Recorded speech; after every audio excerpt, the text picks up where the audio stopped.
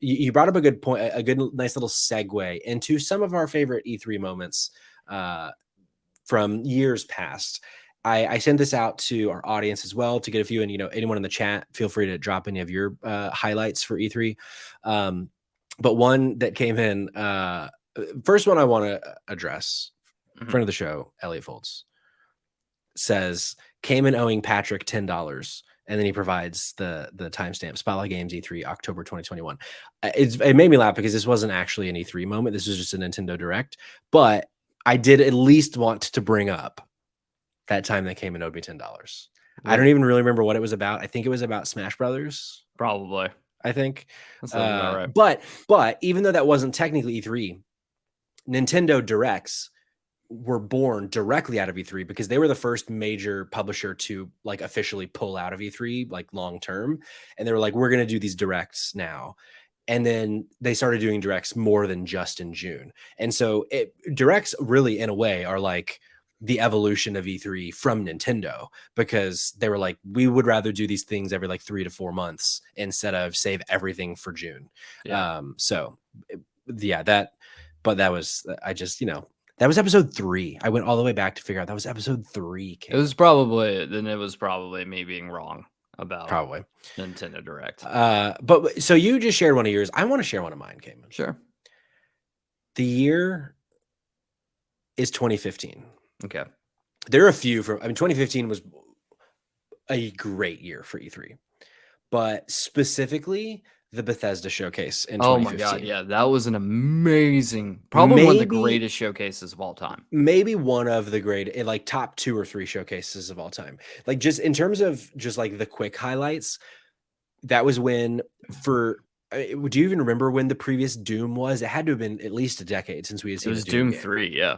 Yeah, it was the early 2000s. So they showed off the Doom reboot, which, Doom isn't a franchise that I particularly care about, but it was hype as fuck to see a new Doom and it be like such a huge upgrade from what we would have seen last Doom in Doom 3. But we also got Dishonored 2, which was really highly anticipated. But then even bigger, they like set the standard at the time, showing off Fallout 4 and saying, and it's out in like 3 months. Oh, because yeah. for so long, the thing was like another one that I'll talk about at some point. Same thing.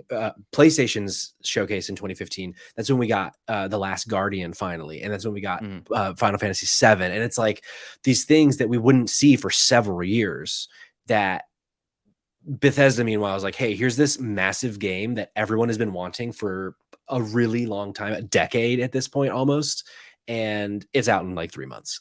And I just remember it just being such a like, that this is how you do a video game showcase, was the Bethesda 2015. That's one of those ones where like every now and then I just like go and watch like a cut of the Bethesda 2015 showcase because it's just so fun to watch. I like that you mentioned that, because the thing is like E3 wasn't just like the special moments weren't just game reveals. A lot of it too was like just little moments that took place. And personally for me, one of my favorite moments was actually during, I think it was either the Nintendo Direct or was the Ubisoft Direct or Ubisoft presentation in 2017. I think it was the Ubisoft presentation, because they had like this big reveal at this one point where Shigeru Miyamoto walks out, the creator of Mario. So he walks out on stage and everyone's like, what the fuck is Miyamoto doing at an Ubisoft presentation? This is not right. And then he announces Mario plus Rabbids. So here's the thing though. The special moment wasn't announcing the game. It's what happened during the announcement, in which he thanks the lead developer on Mario plus Rabbids. Dude fucking breaks out in tears, right? Yeah. Stands up. He bows to Miyamoto. Miyamoto says basically something along the lines of like, he's like, I asked them specifically to just make a Mario game that no one's ever seen before. And they not only delivered it, but they crushed any expectations I have. Could you imagine being the developer in that moment, right? Who's like, no, like this is like, he is like, Miyamoto is a god in the industry. And then having essentially so many different people's like legends and hero come up on stage, not only address you, but be like, you did so fucking well. Yeah. Just an amazing thing. It was just one of those moments where I think like, we look at a lot of times because of just what we do. We look at a lot of these games and we look at developers and we talk about this stuff and we shit talk and we praise and we do X, Y, Z. But like, there are humans who work on these things that are like impacted in ways that we don't even notice. And I think that was one of the most like humanistic elements that I think we don't really get anymore when we through the digital presentations, right? Like you don't have those real life moments that like happen in real time where you get to see something like that. All of this shit's been cut and edited and pieced together, and it's all very much manufactured. But like that moment in particular was not. Like Yeah. that was one of those like spur of the moment things that just occurred and was just really fucking special. And I Yeah. think like that's it. That's E3. Those are the like there are a lot of what I have on my list is like tied to specific game reveals, but that's a really good one. And I don't remember the year, but like the first year that that we met Reggie for Nintendo. Yeah, back It in was like 2004. 4 maybe, Yeah. I think, because you kind of alluded to it a little bit earlier. Back in the early aughts, E3 was so business focused. They would show fucking PowerPoints and like what their earning potential is. Like it was very much like a mix of an investor call with the occasional trailer. And that one, I forget his exact quote, is like, I'm Reggie. I'm here to kick ass, take names, and make video games, or something like that. And that was also the year we got our first look at Legend of Zelda Twilight Princess. Mhm. And it's just like that, like, I think we also got the DS that year. Yeah. And it's just like those moments of like, there's the really exciting like reveals of video games, but those like Reggie, who would go on to become a fucking legend. This is the first time we ever saw Reggie on an E3 stage, like that kind of shit. And then there's also like the huge bomb moments too. Whether, I mean, Nintendo has had a ton of them with like Wii Music. One of the most famous ones with PlayStation is the Wonder Book. Oh, dude, when PlayStation announced that the PlayStation 3 was costing $600 and you could Yeah. hear a pin drop from people just being like, "You're kidding." Yeah. That's Which what you're gonna do. almost I mean, killed the PlayStation 3. well, I mean, if you look at the bombs, like there's been some really funny ones, but then there's been some just devastating ones. They really set the tone for like an entire generation. I think one of the biggest ones in that regard was when Microsoft announced the Xbox One. Yeah. And when then they announced the console, when they announced it, it was much more expensive. They announced that it was like there's going to be no more used games. You can't play used games on the console. Always and then online. they were like always online. And then I think the bigger one was like, oh, and we're going to spend all of this time instead of talking about all these great games, we're going to spend all of this time telling you how the Microsoft Kinect is the next thing that will revolutionize. That thing sucked. Because and people walked out of that being like, because they just came off the heels of essentially dominating for years in the industry. The 360 was such a big deal. And then Sony had the fucking hack that took place that like shut down all of their online servers for months. And everyone was like, we are like, Sony is on the, like Sony's about to stop making fucking consoles. Yeah, they were in trouble. Like this is going to be a Nintendo and Microsoft industry. Get used to it. And so Sony starts to get their footing again towards the end of the PlayStation 3's lifespan. They're dropping some big hits. We got Uncharted. We've got, we got some big games that are coming through. And then they drop and they announce the PlayStation 4. And then they have one of the biggest, and this was the second time Sony's had the console killer moment, where it like set the stage. Microsoft has just fucked up their entire presentation. Shit the bed in a way I had never seen before. And then we have the moment in which they come out and said, this is how you can play games on PlayStation. If you want to play used games, you can play used games. This is not always online. And if you want to share a game with your friend, and then it cuts over, and I forgot who it was. It was Ryan Shuhei and Adam Boyce. Yeah, Adam Boyce. And he's like, they just hand the game to each other in the back, and they're like, and that's how you can share games with friends. And Iconic. It was like, yeah, honestly, one of the biggest moments in gaming was like that. And it is still, but like that meme still lives on. Yeah. And like, it was definitely like in a way you had to be there moment, but like I will never forget watching that press conference in my living room after watching, because that was when I was in college. This was 2013. And I was like really starting to get into gaming like in a bigger way. Like got the PlayStation 3, I started listening to Podcast Beyond, which, to go way back to our first episode, that's like what really kind of got me into gaming in like a much kind of deeper way. And so I was watching like all the press conferences, and we were texting each other about all these things. And that press conference was, you could tell that because Xbox went first. I can't remember if it was the same day. If it wasn't the same day, it was the day before Xbox was. You could tell that PlayStation tweaked some things, reworked some of their timing of things to just use it as a fucking hit piece on Xbox. Oh, yeah. And it was incredible to watch. And you could see too, just like the confidence when they walk on stage and they're like doing it. Like they know, they're like, we have a revolver that's fully loaded and we're about to land a precise headshot with each single bullet. Yeah. Like they knew. The first thing I think they did, and actually, no, I think it was at the end when they announced the price. And it was either $50 or $100 cheaper than the Xbox One. It was 100, yeah. And people lost their fucking. I think Xbox One was $499 and PS4 was $399. And I was like, how do I immediately use what's left of my student loans to pre-order this PS4? Because I am so hyped right now watching Jack Tretton just tear apart Phil Matrick, because also, or Don Matrick, because also, like, you had mentioned that the $600 for the PS3, it was like a repeat of history where Sony dominates PS2 and they think like, oh, we're so hot shit that we can charge $600 for a console. And they famously in that press conference said that people would get a second job to get a PlayStation 3 because that's how good it was going to be. And then Xbox turns around and does the exact same shit with Xbox One, thinking that they know what's best because they just dominated a console cycle. And it took them the entire generation to catch back up.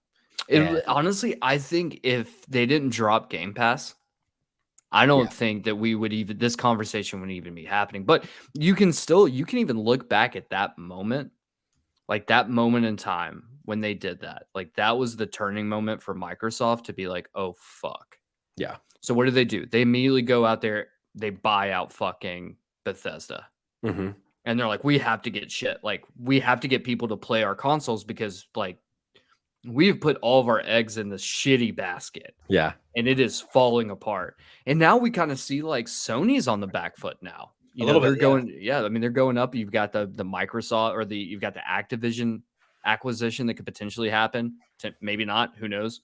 Yeah. But, like, Sony's kind of in a place now where it's like the ground is much, much more even. And it really is because of Game Pass. Yeah. And so like, but that's kind of, I think it's weird. It's always weird, right? When we see this, like, whether it was the Sony's PlayStation 1 being like, this is going to be the death blow to consoles. You always just have Nintendo that's just like hanging out in the background, just being like, it doesn't fucking matter what we do. We're Nintendo. Yes. And you've got like these two titans of industry just constantly, every console generation, just, throwing blows, trying to fuck each other over, and taking advantage of what they can. And you got Nintendo that's just like, fuck you. Yeah, we're fine. To bring in another friend of the show, Nick from the audience, he said, in terms of a favorite E3 memory, always the reveals. Loved the God of War 2018 reveal in 2016, the orchestra and the reaction when Kratos came out. The 2016 show was insane. In that one, we got God of War. We got the first reveal of Spider-Man PS4. We got Days Gone. We got Detroit Become Human. We got the year prior, they had revealed Horizon Zero Dawn, but the 2016, we got like a deep dive into Horizon Zero Dawn. And then there were like a bunch of other shit. We got Gravity Rush 2, which, wouldn't go on to do a whole bunch, but we got a lot of PSVR in 2016. Like 2016 was another one of those like banner years for PlayStation. But yeah, I remember the 2016 reveal of God of War was the first time I cared about God of War, because that demo and that reveal was so, actually, I think it was just a cinematic trailer, was so fucking awesome. Yeah. I was like, oh wow, this is not the God of War that I know, that I was never interested in. This is something new. And you have my attention, Sony. And here we are 2 games later, and it's those two games are like in my top You 10 know, games of all time. so we always talk about like we've mentioned the like downfalls that have taken place. We never really talk about like the bounce back. Like I guess the Sony's doing what they did was kind of a little bit of a bounce back. But what Sony needed in the moment, coming off the heels of the PSN hack and all of that shit, this 360 is essentially running rampart through the industry, right? Like Yeah. it is the top selling console. It is ridiculous like what they're doing. So what does Sony do though? They have one announcement that almost changes everything for the way the PS3's trajectory is going. And that happened in E3 of 2010. Patrick, I don't know if you remember this. Gabe Newell, Oh yeah, the yeah. head of Valve, right, walks out on stage during Sony's press conference and announces Portal 2 is coming to console exclusive for the PlayStation 3. Yeah. That reveal, when that happened, when he walks on stage, it was one of the most insane reactions from an audience like ever. Yeah. Like one of just the coolest things in the world for Gabe Newell, the fucking Gabe, who's another like the Miyamoto of fucking PC games, Yeah. walks out and announces Portal 2, console exclusive PlayStation 3. And Portal 2 is a masterpiece. It is one of the greatest games ever made. Yeah, top 10 for sure. Yeah. And so like that moment was amazing, dude. Yeah, that's one of those ones where like you kind of never would have expected that to happen because during the 360 PS3 generation, the orange box was on the 360 exclusively, with Portal 1, Half-Life 2, and Episode 1 and 2, and Team Fortress. And so it was like, if it's going to come anywhere, it's going to come to Xbox. But yeah, for him to be on the PlayStation stage is like, oh, wow, they must have given them so much money for this. Also, something else about E3 is that like games being revealed that you just are totally out of left field. Like, do you remember when the Order 1886 was first announced? Oh, dude, yeah. You know what? I And gotta say, that game is not as bad as people say it is. it's not as bad as people say it is, but that's one of those things where I remember so vividly seeing that trailer and being like, this is going to be the biggest game ever made. Like, this is going to change everything. And then it kind of ended up just being a wet fart of a release, Well, I mean, it's mostly because of the critical it was like I think backlash on it. 2004 maybe when they announced Killzone 2, they showed the trailer and everyone was like, oh my god, this is a video game. And then people started to go back and like started siphoning through the footage and was like, there's no gameplay here. Yeah. And like we had like one of those big shell shock moments where it was like they're lying to us. Yeah. Like we have these moments, and like I don't think necessarily like with this moving to like a digital landscape, especially now, like with the way the world works, like I don't really know. Like kind of the magic has been. I mean, don't get me wrong, we still get big moments and big like reveals, like we had when we forgot what it was. I think it was the Game Awards or something. We got the big reveal of Killer Clowns from Outer Space was getting a game, which I know is so stupid. And like nothing that like honestly, I don't think there's too many people out there that care a ton about this game coming out. But like the excitement of like, holy, like no one saw that coming. And it hits harder for me. Sure. But like, you know, and we kind of knew we were gonna get a Hades 2, but like during Game Awards, getting the Hades 2 trailer. Yeah. Be like, holy shit. And so there's like moments that like we still kind of have it, but definitely not like we used to. Because also there's just like the spectacle. Like you go to 2018 and that was the last like big blowout for PlayStation in a live format where they had like different sets for each of their games. Where with the Last of Us 2, they had like the lights, so cool. And like it was like you were in the tent. If you don't want to necessarily spoil anything, but and then there was like a whole Ghost of Tsushima set. There was a whole Death Stranding set. Like that's to go back to your one of your first points about like just the amount of money that they spent on that. To like you can't necessarily quantify a return, but you can when it's just digital because all it is putting together video assets and you're spending a fraction of what they used to be spending, and it's like it's a trade-off. Like we don't necessarily get as hype of the moments anymore, but it's probably better for the industry because that less money spent probably means more people get to keep their jobs and less layoffs and all that kind of shit.